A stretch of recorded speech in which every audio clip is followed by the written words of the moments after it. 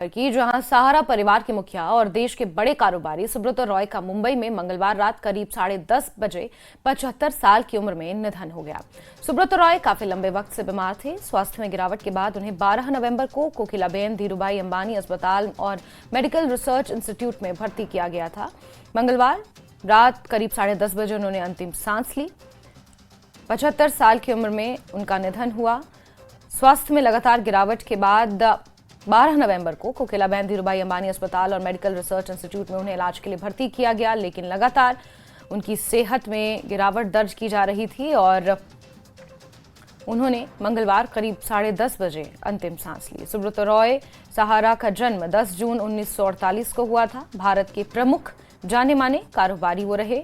सहारा India परिवार के founder भी थे। सहारा श्री के नाम से उन्हें पूरे विश्व में जाना जाता था और देश भर में सहारा श्री के नाम से वो प्रसिद्ध थे और देश के जाने माने कारोबारी थे। और मंगलवार देर शाम 75 साल की उम्र में उनका निधन हो गया।